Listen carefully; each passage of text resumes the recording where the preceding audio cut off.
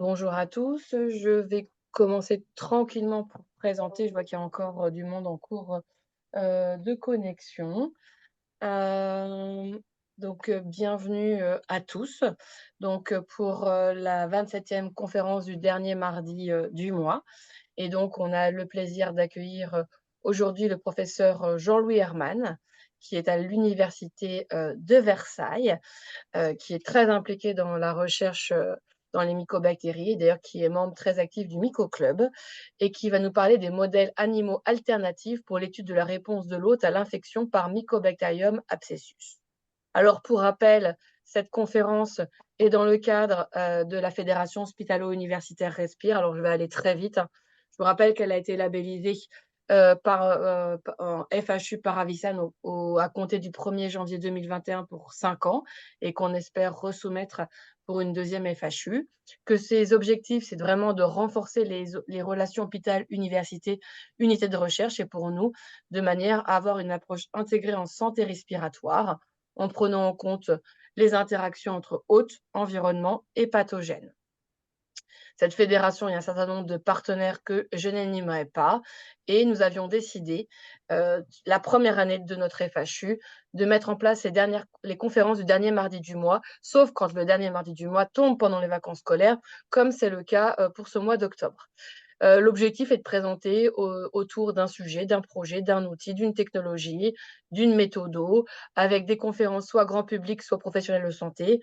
Au vu du titre, vous comprenez tous que celle d'aujourd'hui, c'est professionnels de santé et donc de 13 heures à 14 heures, de manière à ce que tout le monde puisse reprendre le travail ensuite.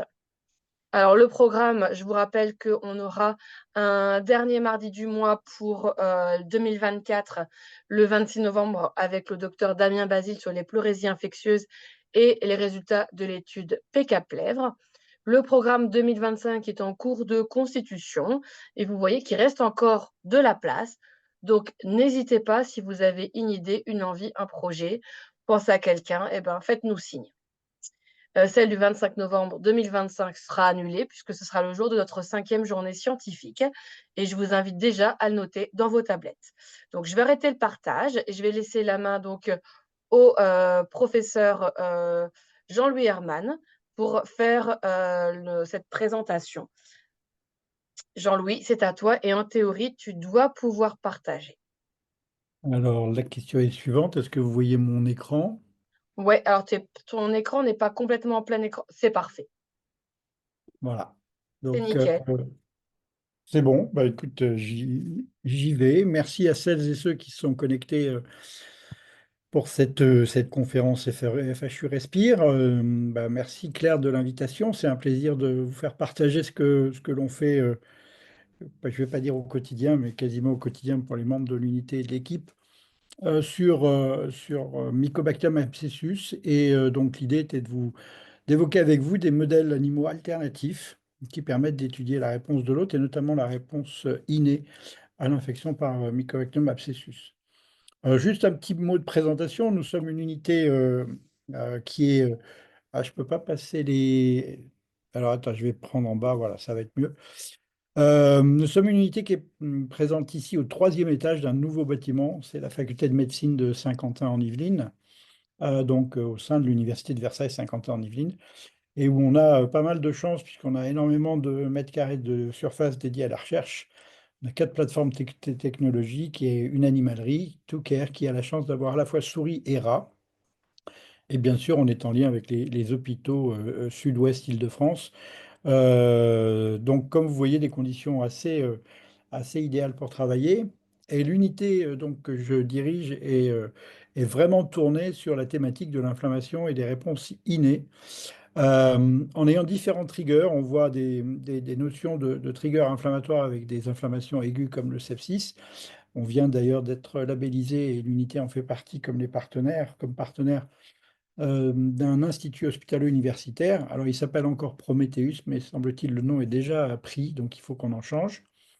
Mais on voit aussi qu'on travaille beaucoup sur des maladies inflammatoires et j'en parle ici parce que c'est intéressant comme quoi l'évolution des rhumatologues qui gèrent cette équipe va vers la microbiologie avec notamment la notion du microbiote influençant ces réponses inflammatoires dans le cadre de la spondylarthrite ici.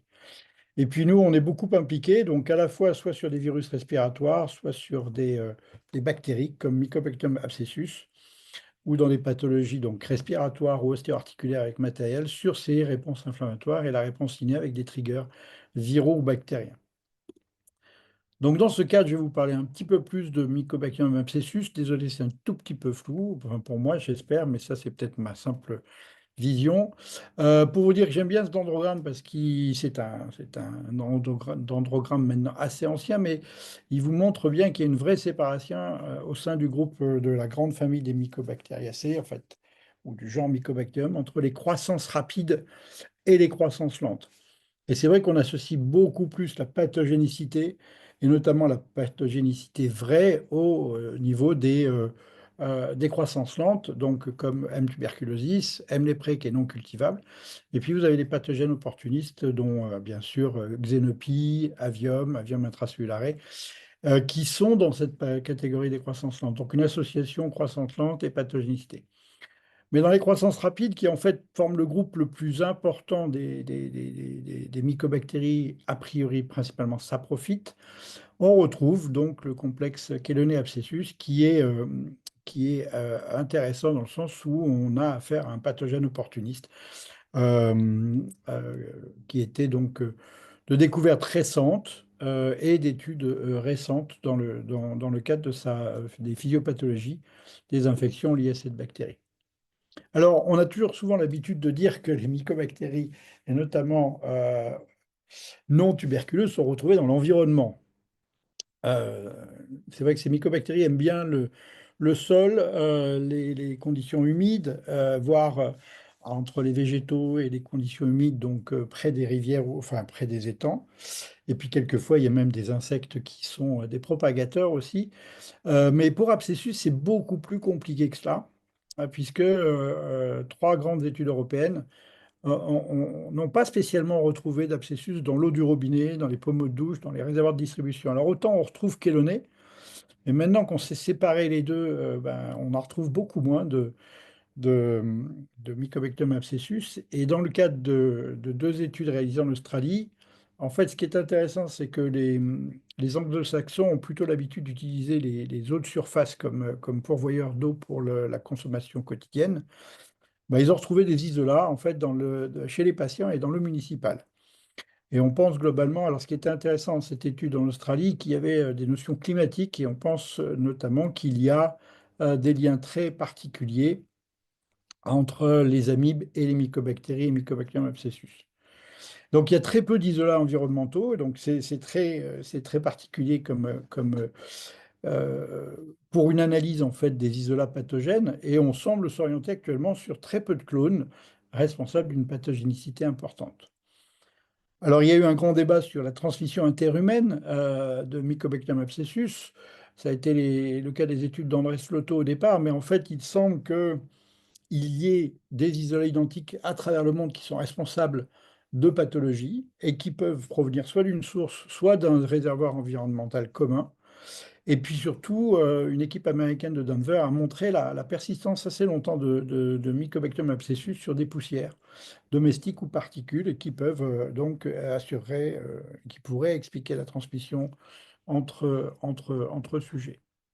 Donc, vous voyez que les conditions de retrouver Mycobacterium abscessus dans l'environnement, ou en tout cas sa transmission, restent un débat ouvert.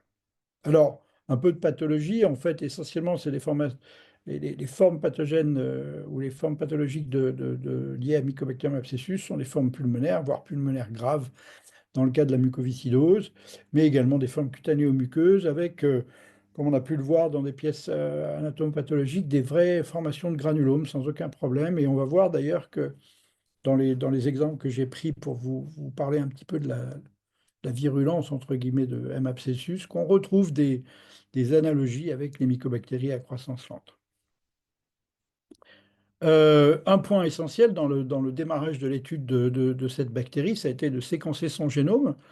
Et la surprise, c'est de voir qu'il a une taille qui est quand même pas très loin de celle de M. tuberculosis. Elle est quasiment de 2 mégabases, il est de 2 mégabases moins grand que celui de Smegmatis, et voire même quasiment 1 mégabase de moins que Marinum. Donc on voit qu'on a un petit génome dans le contexte de cette mycobactérie. Et surtout, ce petit génome, il a une particularité, de par l'existence des sous-espèces, dont je ne vais pas spécialement parler, mais que vous avez pu voir sur le tableau sur la première diapo, est un génome qui n'a pas l'air d'être complètement fini. Ça, c'est quelque chose qui est assez intéressant parce qu'on retrouve des notions d'acquisition par transfert horizontal d'éléments intéressants comme des gènes non mycobactériens qui sont responsables d'une virulence. La deuxième particularité, c'est qu'on voit qu'il y a un plasmide de résistance, un plasmide, pardon, pour lequel il y a certaines résistances, mercure, arsenic, etc. Mais ce plasmide, il est quasiment identique à celui qui est retrouvé chez Mycobacterium marinum, pouvant indiquer donc un habitat assez commun entre ces deux mycobactéries. Alors, pour résumer un petit peu la pathogénicité, je vais dire, ou la virulence de Mycobacterium abscessus, le principal trait de cette bactérie, c'est d'exister sous deux formes. Je vais en parler un peu plus longuement. Et ça joue énormément sur sa pathologie. On voit que les formes rugueuses sont plus souvent associées à des formes graves et on va parler de l'hypervirulence dans les modèles animaux dans les diapos qui vont suivre. Alors, c'est une bactérie qui résiste à l'amibe, hein. Vous savez que normalement, les amibes se nourrissent de bactéries, mais là, comme la plupart des mycobactéries, elle est capable de résister à l'action bactéricide de l'amibe, mais surtout, en plus, elle est capable de résister une fois que l'amibe s'est enquistée, ce qui ajoute en fait aux conditions de conservation ou de préservation dans l'environnement de cette mycobactérie. Donc ça, c'est des travaux de Michel Rancourt qui a été fait sur la totalité quasiment des mycobactéries qu'il avait à sa disposition pour regarder celles qui étaient plus ou moins résistantes à la réponse de l'amibe. Donc on a une capacité à vivre au sein de la cellule. Et cette capacité, je vais en parler un tout petit peu parce qu'on a tendance à dire que la rugueuse fait tout, mais vous allez voir qu'à un moment donné, il faut bien rentrer dans un organisme et que la lisse est importante pour ça. Et puis, bien sûr, dans les systèmes de virulence, il y avait des gènes non mycobactériens, notamment la fameuse phospholipase C, mais on a pu décrire différents facteurs de virulence, donc ces deux enzymes ici, ou ces deux capteurs de MGTC, pardon, capteurs de magnésium, et puis surtout des systèmes de sécrétion de type 7 qui sont très particuliers aux mycobactéries et aux actinomycètes, et donc qui sont très impliqués dans les virulences de M. tuberculosis, et on a pu montrer qu'ils étaient également impliqués dans la virulence de Mycobacterium abscessus. Alors, cette transition SR, c'est assez impressionnant parce que vous voyez, vous avez quasiment deux aspects très très différents. Vraiment une belle colonie, bien lisse, bien délimitée. Bon, là, c'est vrai qu'on a bien agrandi. Et puis, vous voyez hein, la rugosité de ce que l'on obtient. Alors, ça, c'est ce qu'on obtient sur culture en milieu gélosé, dans des délais d'une croissance rapide entre 3 à 5 jours, voire 7 jours. Et ça, c'est le phénomène de cording qui est très souvent associé, ce phénomène de cording, à la présence de la forme rugueuse et que l'on va voir se produire notamment dans certains modèles. Alors, pour juste parler de ces deux morphotypes, il faut savoir que ce qui est intéressant et ce qu'on a pu voir, c'est que quand on infecte des macrophages avec la souche lisse, pardon, on voit qu'on est dans des phagosomes qui sont très très bien délimités. Ça se joue en diagonale ici. On le voit, il y a une belle vacuole avec même, on peut en zoomant voir une zone électrotransparente et la bactérie est bien au sein d'une vacuole et surtout une seule bactérie par vacuole. Et vous voyez qu'en fait, dans le contexte du morphotype rugueux, bah, c'est quasiment impossible. C'est Chantal Le Chastelier avec Anne-Laure Roux qui ont réalisé ces images de microscopie électronique et on voit qu'on est incapable de séparer. Et donc, vous avez ce qu'on appelle plutôt des phagosomes sociaux avec plusieurs bactéries à l'intérieur. Et surtout, ce qui est assez marrant, c'est que cette électrotransparente zone qu'on a définie ici a quasiment disparu. Donc, on ne la voit plus et on voit une membrane phagosomale qui est quasiment beaucoup plus lâche. Et ça, c'est assez intéressant parce que ça prouve deux comportements. Et ces comportements sont grandement assurés par le fait que le phagosome qui contient le morphotype lisse ne s'acidifie pas. Et ça, c'est ce qui ressemble beaucoup à ce que fait M. tuberculosis dans un macrophage, dans une cellule dendritique. Et alors que le morphotype rugueux s'acidifie, donc on a l'impression que Je vais revenir juste en arrière. Voilà. On a l'impression vraiment que la souche rugueuse n'est pas très contente d'être dans ce phagosome. Et donc, on voit surtout ce qu'on a pu mettre en évidence, et comme M. tuberculosis, des conditions où la membrane phagosomale était ouverte et permettait un contact avec le cytosol. Alors la deuxième particularité, c'est que en fait, dans les macrophages, il y a une réponse autophagique qui se fait. Et on voit ici par les manips de confocale que dans le cas de la S verte ici, il n'y a pas de colocalisation avec un des marqueurs de l'autophagie, alors qu'on voit de très belles colocalisations ici avec les bactéries vertes de type rugueuse. Donc, en fait, l'idée qui est apparue là-dessus, c'est qu'on avait plutôt affaire à une bactérie capable de rester dans une cellule sous la forme au sein d'un phagosome, puis de s'en libérer progressivement dans le cas de la lisse. Et par contre, on avait une bactérie qui n'aimait pas du tout son comportement, son compartiment intracellulaire, et du fait de l'acidification et du fait de la réponse autophagique, avait plutôt tendance à s'extirper de cet environnement intracellulaire, voire cytosolique. Mais à l'arrivée, ce qui est assez intéressant, c'est que quand on infecte, alors c'était les premières manips qui avaient été faites par Émilie Catrino, Martin Rothman et Jean-Louis Gaillard, avec des doses très importantes, parce que là on est autour de 10 puissance 8 hein, dans des balles C, on voit que la rugueuse, elle tue extrêmement vite, alors que la lisse ne tue pas du tout. Donc on a ce fameux killing, et ce killing est observé par une grande production de TNF très rapidement, qui était un des marqueurs qui avait été regardé au départ par Émilie Catrino. Et donc, on voit très facilement que cette paroi, alors on a travaillé pas mal dessus, mais j'y reviendrai pas parce que c'est pas l'objet du topo aujourd'hui, mais on a des composants pariétaux qui sont vraiment très pro-inflammatoires, beaucoup plus qu'un lipopolysaccharide d'Escherichia coli, par exemple. Alors, ce qui est assez intéressant, c'est que la souris, c'est très bien, mais quand on veut essayer de regarder un peu plus près ce qui est la réponse innée, quelquefois, les petits animaux, et on va démarrer par le zébrafiche, sont très utiles. Alors, le zébrafiche, c'est très intéressant parce qu'il est, notamment sous sa forme embryonnaire, transparent. Donc, si on utilise des bactéries colorées, comme ici, on voit très facilement la prolifération directement dans un organisme. On n'a pas besoin en plus de le tuer. Et on le laisse, voilà, on le laisse vivre dans sa cupule à 3 jours, 5 jours et 7 jours. Et on voit très facilement l'accroissement de la croissance bactérienne. Et vous voyez que dans le cas de la forme rugueuse, on a très vite une atteinte, notamment une atteinte cerveau ici, comparativement à la souche lisse, qui, elle, ne prolifère pas du tout de la même façon, en tout cas, ne forme pas du tout ces amas que forme la forme rugueuse. Et ce qui est intéressant, c'est que la forme rugueuse est capable de tuer quasiment très très rapidement les poissons zèbres, alors que la forme lisse ici n'en est pas capable, c'est les ronds noirs versus les triangles noirs. Et ceci est bien entendu dose dépendante, hein, plus on en met, plus ça tue vite.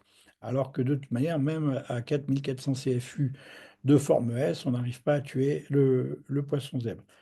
Une remarque tout de même, c'est que le poisson zèbre ne meurt pas, mais la souche lisse n'est pas éliminée du poisson zèbre. Donc il y a une sorte de persistance sans multiplication, en tout cas un équilibre entre survie et killing de la forme lisse comparativement à la forme rugueuse qui, elle, prolifère monstrueusement. Et on va voir quels sont les atouts pour qu'elle amène à ce phénomène de killing du zébrafiche. Alors, ceci est le cas, quelles que soient les sous-espèces, hein, dont Abscessus, Passiense ou Bolletti. Vous voyez que toutes les formes rugueuses dans le poisson zèbre sont capables de provoquer cette même prolifération bactérienne, et notamment au niveau du système nerveux central. Comparativement, vous voyez, M. cheloné, qu'on a séparé très tardivement d'Abscessus, ne se comporte pas du tout de la même façon. Ce n'est pas du tout un problème de température, puisque là, on est dans des conditions plutôt de 30-32 degrés, donc que cheloné peut tout à fait supporter. Et de même que Marinum, qui va finir par tuer le poisson zèbre, mais on voit qu'on n'est pas du tout, pour les mêmes jours de prise de photos, on n'est pas du tout dans les mêmes proliférations et les mêmes gravités d'infection entre Marinum, Mycobacterium marinum et Mycobacterium abscessus. Donc ça, c'était un élément pathognomonique assez important dans le cadre du modèle zébrafiche concernant la virulence de cette forme rugueuse. Et donc, quand on regarde, donc on travaille beaucoup avec des marqueurs fluorescents. Ici, c'est le marqueur tomato. Donc, vous voyez qu'en fait, ce phénomène de cording, quand on va regarder, donc qui est caractéristique de la rugueuse, comme je vous l'ai montré, quand on va regarder les lésions, vous voyez, on a la création de ces immenses cordes, comme s'il y avait une prolifération quasiment extracellulaire, et même dans la vasculature, vous voyez que on est capable de voir ces images de prolifération intense Donc ça, c'est des travaux qui ont été initiés chez Laurent Kremer avec Audrey Bernu et qui ont permis de montrer tout l'intérêt de ce poisson zèbre dans l'étude de la réponse innée vis-à-vis de Mycobacterium abscessus. Et donc là, vous avez exactement, si vous délimitez un petit peu, vous voyez ces formations de cordes qui sont en zoomant quasiment sur le début de l'infection, ces formations de cordes qui apparaissent très très vite. Donc on voit bien que le caractère ici présenté de prolifération à cette vitesse-là peut vous indiquer ce qui peut se passer dans un organisme in vivo par rapport à l'échappement de cette forme rugueuse à l'action bactéricide d'une cellule, d'un macrophage, voire d'un polynucléaire. Ici, c'est quasiment impossible de phagocyter ces formations, ces structures qui se forment très très rapidement en extracellulaire. C'est très difficile à une cellule phagocytaire de se débarrasser de cette corde. Et donc en plus, donc, on confirme principalement que l'effet de la paroi, alors j'aurais pu vous mettre une petite image, mais la grande différence entre une forme rugueuse et une forme lisse, c'est lié à la présence à la surface de la cellule bactérienne de ce qu'on appelle des glycopeptidolipides. Ces glycopeptidolipides sont transportés par ce transporteur qu'on appelle MMPL4B. Et donc, quand on enlève ce transporteur, vous voyez que à une souche lisse, hein, au départ, c'est la souche lisse, le réceptacle de la mutation, ben, vous voyez que vous avez une forme rugueuse tout à fait typique. Et quand vous remettez le gène transportant ces glycopeptidolipides, vous retrouvez une forme lisse.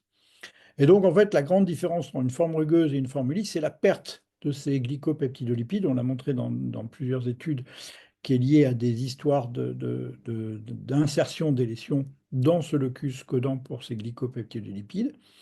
Eh bien, donc, nous, on a juste pris l'exemple de ce transporteur pour montrer que la virulence de la rugueuse était liée principalement à cette transition. Et vous voyez que quand vous avez plus sur une souche lisse, que vous avez perdu le transporteur des glycopeptidolipides, vous retrouvez des formes de prolifération qui ressemblent à la rugueuse, telles que je vous ai montré précédemment. Et vous retrouvez également le phénomène de killing, ici décrit, hein, comparativement, ça c'est la forme rugueuse, et vous avez ici la forme lisse, mais dépourvue du transporteur, qui a une cinétique similaire chez le zébrafiche. Donc on voit très bien que dans le cadre de la virulence bactérienne, la simple perte d'un composé, alors ce n'est pas une simple perte en soi, parce que c'est un composé pariétal extrêmement important pour la bactérie, mais cette modification de surface suffit à rendre la bactérie extrêmement virulente. Alors on va voir que dans ce cadre-là, donc ça c'est pour confirmer aussi le phénomène de cording qui est retrouvé, hein, on peut parler peut-être de formation d'abcès, et vous voyez là, en microscopie par transparence, on voit très facilement ces productions de cordes de manière similaire à ce qu'était la forme rugueuse. Alors, pour continuer dans ce domaine de la paroi, en travaillant toujours cette fois-ci sur les formes lisses et les formes rugueuses, on s'est rendu compte que tout ce qui était modifiable à la paroi de la mycobactérie ou qui rendait cette mycobactérie rugueuse influençait fortement la prolifération de cette bactérie dans les poissons zèbres. Alors ici, vous avez un mutant qui est un mutant qu'on appelle le mutant 4780. En fait, c'était une enzyme qu'on appelle une déhydratase et qui va intervenir dans la synthèse des acides mycoliques. Et vous voyez que le simple fait d'enlever ce mutant dans la forme rugueuse vous fait perdre complètement la virulence. Donc là, cette fois-ci, on est vraiment dans le contexte d'un rugueux pour lequel on cherche de perdre cette virulence qui est liée donc à cette transformation pariétale dont je vous parlais. Et là, on voit que si on modifie encore cette paroi mycobactérienne, eh ben, on modifie encore la prolifération de la bactérie au sein du poisson zèbre. Donc c'est tout l'intérêt de ce modèle, c'est qu'il vous permet de travailler extrêmement efficacement avec un grand nombre de poissons zèbres, hein, même si c'est quand même pas évident de les maintenir en croissance, hein. Il faut que les conditions soient bien strictes. Mais on se rend compte que la moindre modification pariétale va soit exacerber une virulence dans le cas de la lisse, la souche lisse, c'était le cas du transporteur des glycopeptidolipides, ou si l'on modifie la synthèse des acides mycoliques dans la forme rugueuse, eh bien on modifie la pathogénicité de cette forme rugueuse.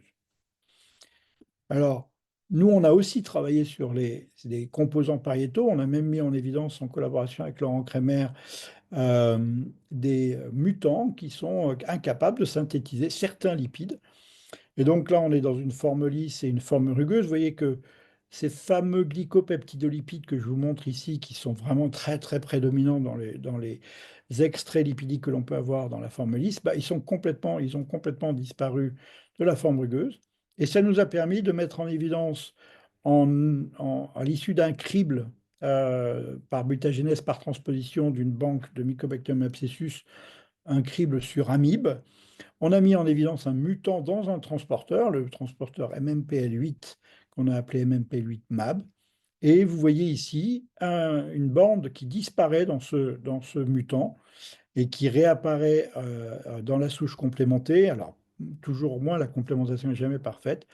Et donc, on a mis en évidence en fait un glycolipide pariétal qui, quand il était absent de la forme rugueuse, eh bien, la rendait complètement avirulente dans le cadre du poisson zèbre. Et vous avez ici la courbe chez le poisson zèbre versus le complémenté, et bien sûr, versus la souche sauvage ici. Donc, on se rend compte de tout l'intérêt de ce modèle. Et bon, on a fait exactement le même mutant dans la lisse et on voit de toute manière déjà des différences. Mais on voit tout l'intérêt de ce modèle qui permet très rapidement de mettre en évidence l'importance des modifications pariétales chez Mycobacterium abscessus dans le cadre de la virulence de cette bactérie. Alors, pour terminer sur le zébrafish et l'intérêt du zébrafish, eh bien, Laurent Kremer a publié pas mal de papiers, et notamment sur les phages, où il est capable, en fait, d'utiliser le zébrafish dans ses plaques à 96 puits, avec 2 embryons par puits, et il est capable de tester des molécules anti-Mycobacterium abscessus. Alors, bien sûr, la particularité, c'est que il y a une toxicité, une mortalité qui peuvent être observées chez ces poissons zèbres qu'on peut ne pas observer chez les gros animaux, hein, parce que ce sont des embryons. Les aminosides, par exemple, ont une très forte toxicité, mais on peut évaluer les macrolides, par exemple, et on peut, comme je vous l'ai dit, utiliser des solutions de phage pour montrer. Et là, il a de très belles publications avec Grain Matfull qui permettent en fait d'utiliser ce système de zébrafish dans l'évaluation de molécules anti-Mycobacterium abscessus. Alors, dans notre laboratoire, au sein de l'unité 1173 et dans notre équipe, on a mis en place une collaboration avec nos voisins, je vais dire nos voisins du troisième étage, le laboratoire de génétique et de biologie cellulaire qui travaillait beaucoup sur apoptose et cancer. Et ils utilisaient pour cela un modèle qui est assez efficace dans ce cadre-là, qui est la drosophile, Drosophila melanogaster. Et vous voyez que vous avez une source sucrée qui permet de maintenir ces drosophiles en vie, voilà, dans les tubes. Vous pouvez en avoir jusqu'à de très nombreuses par tube. Et ça vit très bien à 28 degrés. Voilà, c'est quelque chose qui est assez sympathique à utiliser. Et en fait, on travaille beaucoup sur les femelles, un peu comme pour les souris, pour des raisons de stabilité. Et on voit qu'on peut tout à fait faire des courbes de survie, on peut regarder des solutions de fluorescence, on peut quantifier des bactéries, et on peut même récupérer la lymphe ou l'hémolymphe et de regarder comment se comporte la bactérie en présence des cellules immunitaires de la drosophile. Alors, pourquoi nous sommes mis à faire de la drosophile? En fait, c'est essentiellement parce que la première question qui nous venait à l'esprit, c'est que nous n'avions pas de modèle vraiment en fait, simple et utile d'infection par la souche lisse avec une mortalité des individus par la souche lisse.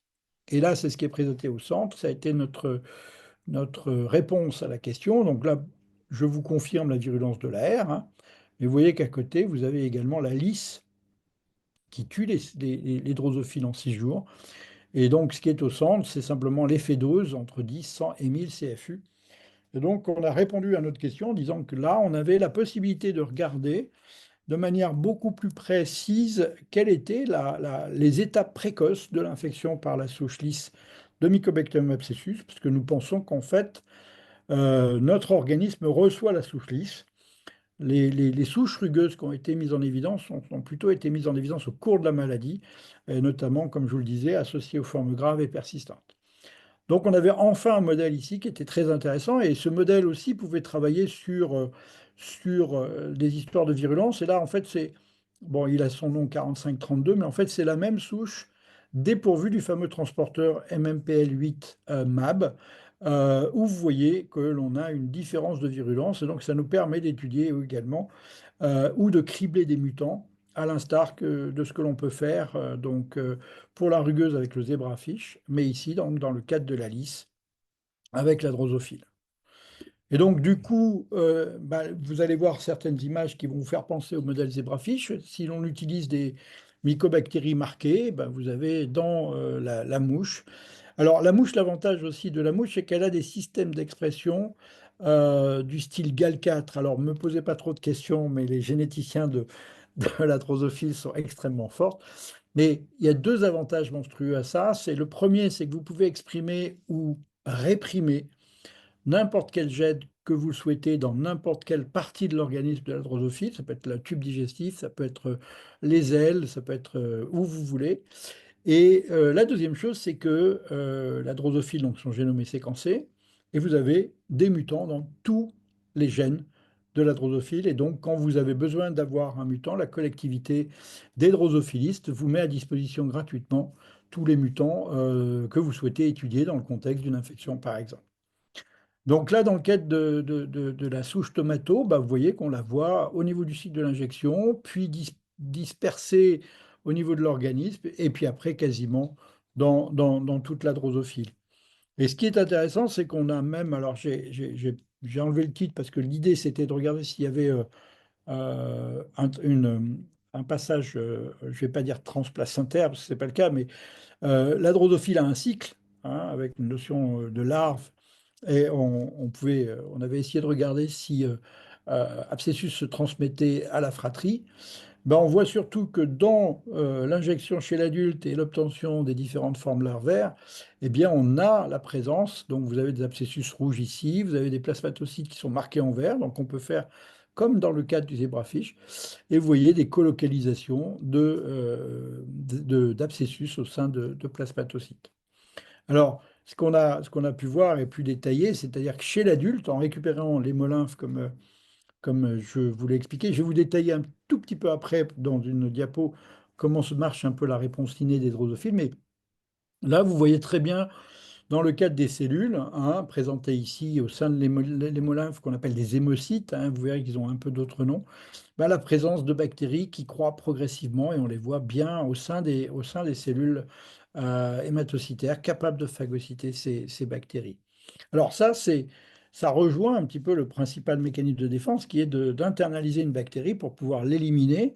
Et donc on est à même, avec ce modèle de drosophile, on a été à même de regarder ce qui se passait au sein des plasmatocytes et comment ces plasmatocytes intervenaient, ou hémocytes, mais on les appelle maintenant plasmatocytes, comment ils intervenaient dans la résistance de la drosophile à l'infection par abscessus. Par différents moyens, soit on les sature en microbilles, soit on leur donne une molécule chimique qui va les tuer. Vous voyez que dès qu'on se débarrasse en fait des plasmatocytes, on tue beaucoup plus rapidement. On tue beaucoup plus rapidement les drosophiles. C'est surtout marquant quand on a une abolition totale. Et bien entendu, corrélé bien sûr avec une augmentation du nombre de CFU que l'on trouve chez la drosophile. Donc, si l'on compare un petit peu ce qui se passe, on voit que la capacité ou la capacité qu'a Mycobacterium abscessus de résister à cette phagocytose par les plasmatocytes est une des raisons de la prolifération et de la mort des mouches. Mais vous voyez, on a en fait les plasmatocytes, c'est beaucoup plus compliqué que ça, et ça rejoint ce que l'on peut trouver chez l'homme, c'est-à-dire qu'on a en fait des cellules qui sont pas spécialement des cellules phagocytaires, mais des cellules qui sont tueuses de cellules infectées. Et chez la drosophile, ça s'appelle des thanacytes et qui sont des équivalents de natural killer cells. Et ce qu'on a pu voir, c'est que quand on enlevait cette population de thanacytes qui tue les macrophages infectés, eh bien, on avait une résistance de la drosophile à l'infection. Et donc, en fait, ce qui est assez intéressant dans ce travail, et c'est tout l'intérêt du modèle drosophile, parce qu'on n'aurait pas spécialement pu le trouver en utilisant beaucoup de souris, mais que, à l'instar de ce qu'on a pour Mycobacterium tuberculosis, eh ben, la Mycobacterium abscessus, une fois au sein des macrophages de drosophiles, est capable de résister à l'action de ces fameux thanacites. Donc, comme même tuberculosis est capable de résister à la réponse NK du style granzyme face de ligand. Et donc, on a cette propensité à avoir des plasmatocytes qui finissent par être tués par les thanacites et une prolifération extracellulaire des mycobactéries entraînant la mort des drosophiles. Et ça, ce qui est très intéressant, c'est qu'on a pu le confirmer chez la souris en récupérant donc des cellules NK et mise en contact avec des macrophages autologues. Alors c'est sûr que ce pas des manips très évidentes. Et là, je vous montre une manip représentative quasiment de 3 manips faites par Marion et Simon dans notre laboratoire, où on voit qu'il y a vraiment une disparition des macrophages sous l'effet des NK, mais il n'y a absolument pas de disparition de la croissance, ou en tout cas du nombre de bactéries dans l'organisme. Et donc on est capable là, ici, de montrer que ces bactéries résistent en fait à la lyse NK, comme l'a pu le faire M. tuberculosis. Et sans l'utilisation des drosophiles et sans les différentes populations mises en évidence chez les drosophiles, nous n'aurions jamais pu, techniquement parlant, mettre en évidence cette propensité de M. abscessus à résister à la lyse NK. Alors, dans la drosophile, on a cette partie-là dont je vous ai parlé. Bon, les plasmatocytes sont un peu plus compliqués, mais pour simplification, on a vraiment ces trois populations. Mais ils ont un système qu'on appelle une réponse humorale, qui n'est pas notre réponse humorale telle qu'on l'imagine, hein. Ce sont une réponse peptidique avec des peptides antimicrobiens. Et il y a deux types de peptides synthétisés par deux voies, la voie Toll ou la voie LMD. Et on voit la liste ici des potentiels peptides antimicrobiens et en fonction de chaque voie. Alors, c'est vrai que c'est une des questions qui était intéressante, c'est-à-dire que vous avez une notion de l'ISNK avec une résistance bactérienne, vous avez une internalisation des bactéries dans les macrophages. Donc, on a montré que les peptides antimicrobiens ne faisaient absolument rien. Mais que se passe-t-il en fait lorsqu'il n'y a plus de cellules? Et donc, quand on enlève ces plasmatocytes, et là, c'était la question qui était posée ici, où on va enlever l'ensemble des plasmatocytes par le clodrosome, on va regarder si vraiment M. abscessus résiste à la réponse en peptides antimicrobiens. Alors, ce qu'il faut regarder, en fait, c'est ces courbes en pointillés, puisque c'est les courbes où vous avez en fait des différents groupes de peptides antimicrobiens qui, en fait, ont été abolis. Donc, c'est vrai que c'est très subtil, parce que on passe d'une mortalité à 4 jours en présence, par exemple, du groupe C et clodrosone, c'est-à-dire qu'on a enlevé les peptides antimicrobiens cités au-dessus et on a enlevé les plasmatocytes, par rapport à 2 jours qui serait le contrôle sans plasmatocytes. Mais ça reste significatif. Et vous voyez qu'on a donc la drosomycine et la méthunicovine, mais également aussi la défensine, qui est capable de donner cette différence de réponse ou de mortalité. Et c'est ici que l'on voit que la voie LMD semble la plus importante dans ce cadre-là, puisqu'on retrouve à peu près, avec une significativité, les mêmes différences de mortalité. Alors, c'est pas négligeable, parce qu'en fait, on s'est rendu compte du coup que lorsque l'on enlevait la possibilité à M. abscessus de rentrer dans les cellules, et ici c'est l'équivalent de ce qu'on peut appeler les opsonines chez la drosophile, TEP4, ben vous voyez que la bactérie est incapable, pardon, la bactérie est incapable de tuer les drosophiles. Alors ça, c'est extrêmement intéressant, parce que ça veut dire que l'on empêche les bactéries de rentrer dans les macrophages ou dans les plasmatocytes, et du coup, comme je vous l'ai montré sur la diapo précédente, ben les peptides antimicrobiens peuvent agir. Et c'est spécifique vraiment de M. abscessus, parce qu'on ne revoit pas ceci avec ni Burkholderia cepacia, ni Mycobacterium marina. Et en fait, on a pu montrer donc dans cette étude-là que l'absence en fait d'opsonine permettant l'entrée de Mabscessus était responsable de la résistance de la drosophile à l'infection.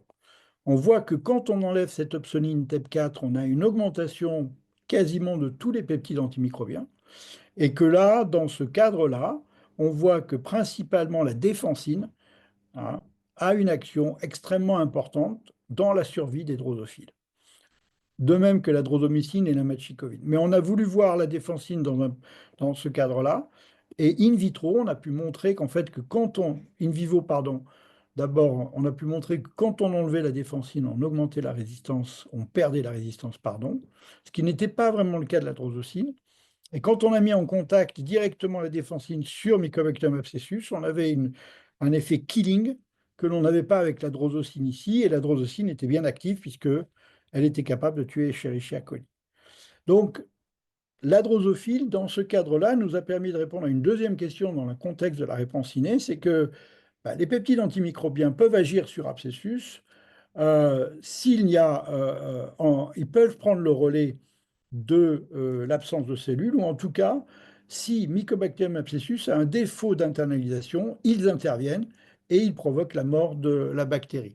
Et c'est pour ça qu'en fait, abscessus, très rapidement, va s'internaliser dans les plasmatocytes, proliférer dans les plasmatocytes, et bien sûr, les peptides antimicrobiens n'auront plus d'activité après coup. Donc pour conclure, et j'espère que je n'ai pas été trop long, la question qui est posée par ces petits animaux, en fait, c'est que ça nous permet de faire beaucoup de choses et finalement de découvrir des choses intéressantes. Je vous ai parlé de cette fameuse opsonine. Vous pouvez retrouver des anciens travaux sur M. tuberculosis et les fameux récepteurs au complément, sans lequel M. tuberculosis n'est pas capable réellement de s'internaliser dans les cellules. Et donc, ces récepteurs aussi pour M. abscessus ont une grande importance pour entrer dans ces cellules et y survivre. Donc, ces petits animaux, de par leur nombre, de par ce que l'on peut faire sur cette réponse innée avec eux, nous ont permis de trouver pas mal de choses sur la réponse innée vis-à-vis des M. abscessus. Et on a toujours corrélé, comme je vous l'ai montré dans le cas des cellules NK, avec les résultats de la souris, parce qu'après, vous n'avez plus besoin d'utiliser autant d'animaux que ce qui était proposé pour les zébrafiches ou les mouches. Hein. Les mouches, on peut être sur 60, 100 animaux, 100 mouches. Là, sur la souris, vous faites une expérience qui va vous prendre 5 souris ou 10 souris, et vous allez pouvoir confirmer l'effet que vous avez observé.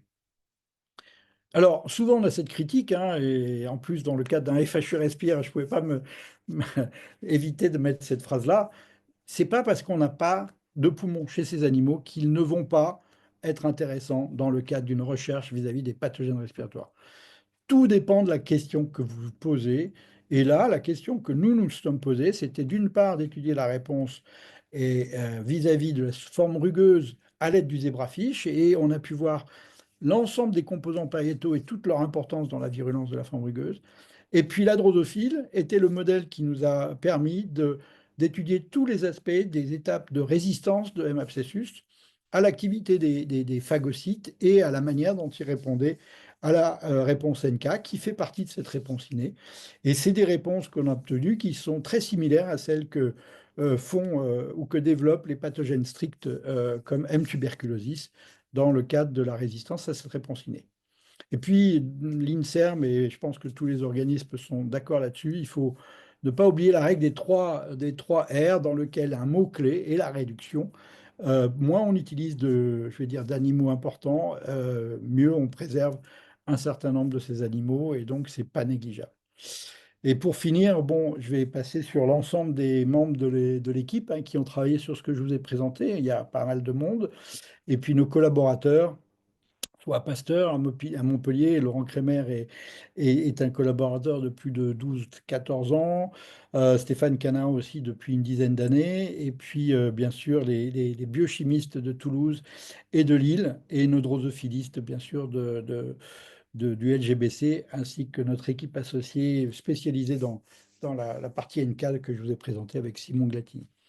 Voilà, et je vous remercie sincèrement de votre attention, et j'en ai fini avec ce diaporama, et je peux arrêter le partage si vous le souhaitez. Merci beaucoup Jean-Louis. Je pense qu'il risque d'y avoir des questions. C'était extrêmement clair et extrêmement intéressant. Ah, il y a déjà une question que je vais lire. Donc, à l'instar de Mycobacterium ulcerans et des punaises d'eau, est-ce qu'un insecte autre que la drosophile pourrait être un vecteur de Mycobacterium abscessus? Ah, pas que je sache. Et ça m'a l'air d'être vraiment typique d'ulcérance. Merci beaucoup. Est-ce qu'il y a d'autres questions? Ça va arriver, Oui, je si je pense. peux me permettre, Vas-y, Philippe. Philippe Gosset, merci pour cet exposé, c'était vraiment très intéressant. Merci Philippe. Et j'ai une question sur le passage de la forme lisse à rugueuse. Est-ce que vous avez des éléments qui vont... Est-ce que c'est directement l'effet de la réponse de l'autre qui va induire la transformation? Est-ce que vous savez exactement ce qui va induire ce processus? Alors, je ne vais pas dire qu'on le sait exactement. Alors, la première chose, c'est que la forme rugueuse, j'ai pas vu dans la littérature, à part quelques papiers mais qui étaient par PCR dans des pipelines je ne sais pas si c'était d'extraction de pétrole où ils avaient pas mal de quantité d'eau, mais enfin bref. La forme rugueuse n'est pas retrouvée dans l'environnement. Deuxièmement, la forme rugueuse apparaît au cours de la maladie et la seule façon de la voir, mais malheureusement en France, on fait de la culture liquide dans un premier temps et elle pousse un peu moins vite en liquide, bien que in vivo, elle pousse beaucoup plus vite, peut créer des différences. Si on faisait quasiment du solide, je pense qu'on les verrait d'emblée, notamment sur les milieux bulcordaires. Je pense qu'au cours de la maladie et dans les formes qui deviennent persistantes, on la voit. Alors, la, la- la principale réponse qui est indirecte, c'est ce qu'on a mis dans l'article d'Alexandre Pavlik, c'est que entre la forme rugueuse et la forme lisse, il y a vraiment très très peu de modifications à l'échelle du génome. Dans le cadre de la souche de la collection Institut Pasteur, c'était vraiment dans le locus du GPL avec une insertion des lésions qui bloquait la transcription d'une des premières enzymes qu'on appelle des NRP, des Non-Ribosomal Peptide Synthase, et qui mettent en fait le lien peptidique dans le cadre du glycopeptidolipide. Et donc, il y avait vraiment un arrêt de la transcription, il n'y avait plus de protéines. Et on a mis dans la discussion que des travaux de Philippe Lagrange à une certaine époque avaient utilisé le GPL de chéloné comme adjuvant vaccinal de toxines coqueluches, de toxines botuliques et des choses comme ça, parce que c'est des grands producteurs, ces GPL sont des grands producteurs d'anticorps. Donc on pense qu'il y a une forme de pression anticorps chez ces patients, d'autant plus que pour nous, la forme rugueuse telle que je vous l'ai montrée, elle n'est pas du tout contente dans les cellules. Mhm. Et donc, on a plus l'impression que donc, cette forme rugueuse, elle existe en extracellulaire parce qu'elle n'a plus de GPL et donc voilà, elle n'est pas sensible à la pression anticorps. Et donc, il y a des tests diagnostiques qui ont été développés par les Japonais et puis par d'autres équipes comme les Allemands, je crois, qui utilisent des IgA ou des IgG anti-GPL d'abscessus pour faire le diagnostic. Donc, il y a des fortes quantités d'anticorps produites. Est-ce que c'est ça? La question reste posée. C'était un peu long, Merci. mais désolé pour... C'est bien. Sa nécessité pour pouvoir répondre d'être un peu long, donc il y a pas de problème. Bah, c'est vrai que Est-ce c'est une vraie question parce que, bon, nous, ce qui nous est arrivé, alors, j'étais pas encore au labo, mais Martin Rothman a récupéré la souche de la collection Institut Pasteur. Il a récupéré la souche lisse. Il a fait une injection, c'est des souris qui étaient incapables de développer des anticorps, et il a vu émerger la rugueuse. Et Mmh. donc, c'est pour ça qu'en plus, le génome n'est pas fini, et c'est aussi pour ça qu'on avait décidé avec Laurent de travailler vraiment avec des morphotypes séparés, parce que si vous travaillez avec des mélanges, tout est dépendant de la proportion de R que vous avez dans votre lisse pour décrire des phénomènes de virulence. Parce que de toute manière, la rugueuse sera plus virulente que la lisse, ça c'est sûr. Mais déjà, la souche de la collection d'Institut Pasteur, même si elle apparaissait lisse sur boîte, et ben après 45 jours d'infection chez une souris MUMT, Martin était capable d'isoler une rugueuse. Et il y a un retour spontané de la forme rugueuse à la forme lisse, Alors pour nous, hein, entre nos si mains, non. on Les, l'extrait de Amé- son environnement. On n'a pas eu de réversion. Les seuls qui l'ont décrite, c'était l'équipe de Birds et de Lions. Ils avaient une souche qu'ils appelaient la 390S, pour lequel nous, on a fait, dans le cadre de l'article d'Alexandre Pavlik, on a fait la comparaison transcriptomique de ces morphotypes S et R. Eh bien, en fait, il y a zéro différence. Et en fait, on pense que la 390 qu'il appelle S est un mélange de S et de R, et la 390 qu'il appelle R est également un mélange de S et de R. C'est-à-dire qu'en analyse transcriptomique, quand on a sorti les ARN de ces deux souches cultivées indépendamment et qu'on les a comparées, eh bien, il n'y avait en fait aucune différence, il n'y avait aucun gène induit, il y avait vraiment de la compensation de partout, ce qui n'était pas du tout le cas dans le cas des transcriptomes qu'on a pu obtenir avec la souche ATCC, la souche de la collection Estu Pasteur et puis une souche clinique d'un patient qu'on avait suivi qui avait fait une forme grave d'infection à Mycobacterium abscessus. Ah. Alors, il y Question. a une question de François. Bonjour et merci. Comment expliquez-vous l'apparition spontanée du morphotype rugueux sur milieu solide 7H10 OADC chez ATCC 199-77 type strain? En tout cas, c'est le cas de ce qui est retrouvé. Et depuis, il entretient deux morphotypes chez les trois sous-espèces de M. abscessus. Alors nous, on a des cas d'observation, mais par exemple lorsqu'on fait nos transformants après mutagénèse et qu'on sélectionne sur antibiotiques, on a tendance à voir la rugueuse.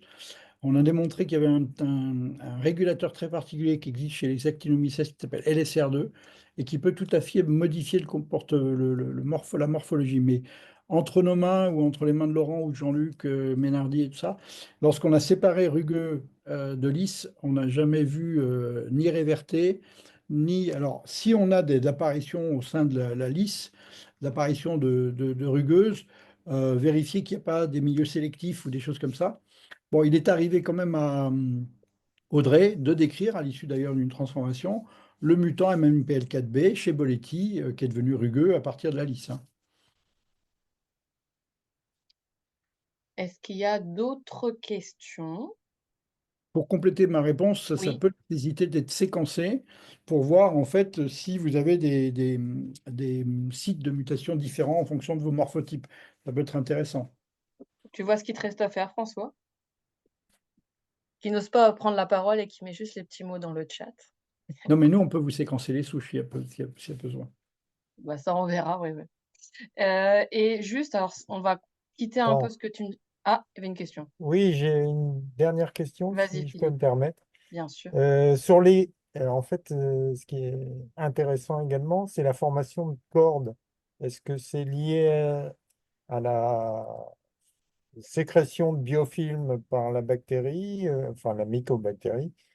Est-ce que il y a un parallèle avec ce qu'on observe en bactériaux? Bah, en fait, les cordes, ça a été l'élément pathognomonique, je vais dire entre guillemets, du BK. Enfin, quand nous, on voyait nos cultures de BK et qu'on voyait des cordes, on se dit, ouais, c'est sûr que c'est du BK. Mais en fait, il y a pas mal de papiers, notamment des Espagnols, qui ont montré que les mycobactéries, dans leur ensemble, sont capables de former des cordes et c'est vraiment lié à leur mode de division. Et puis, bien sûr, à l'agrégabilité des bactéries, comme je vous l'ai montré dans le cadre de la rugueuse et des...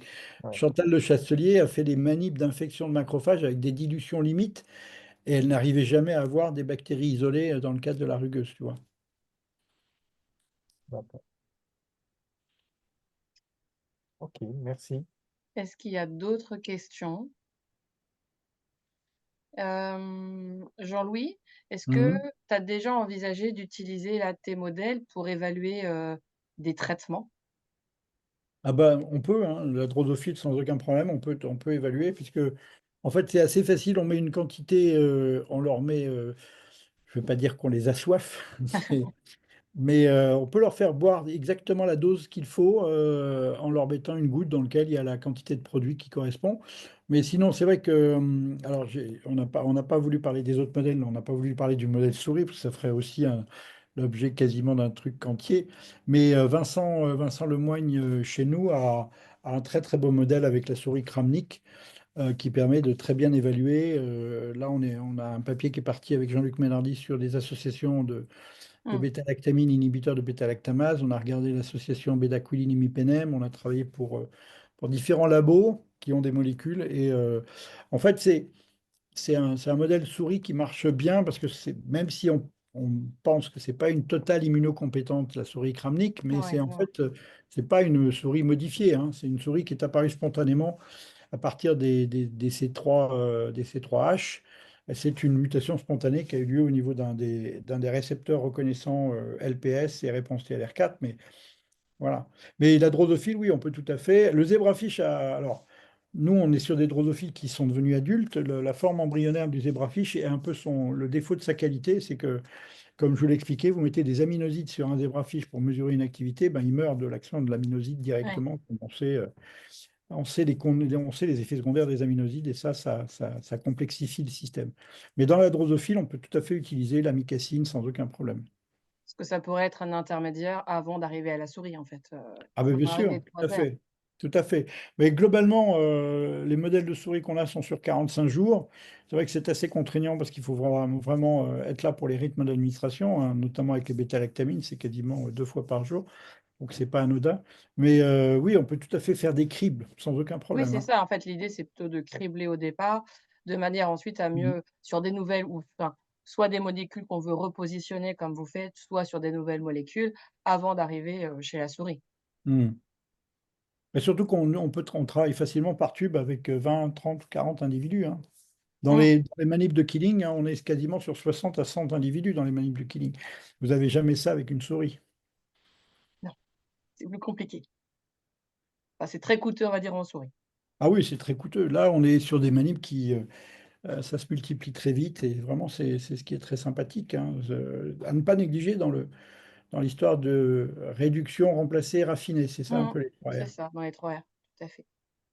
Est-ce qu'il y a encore parce que je vois que l'heure, elle tourne, des questions brûlantes? En sachant que je pense que Jean-Louis reste à disposition par mail s'il y a une question brûlante qui survenait ensuite. Problème. Puis je vois qu'il y a quelques espions de l'équipe qui sont aussi connectés, c'est bien. Ils ont toujours suivi le online. Il vérifie que tu dis pas de bêtises. Ça, oui. Bon, Surtout qu'aujourd'hui, c'est une journée particulière, c'est la deadline de l'ANR. Donc, je peux dire que tout le monde est un Ouais. peu charrette. ouais, ouais. Hop et ben, donc moi, je vais repartager juste mon écran, pour, terminer en espérant que je suis bien sur le bon écran.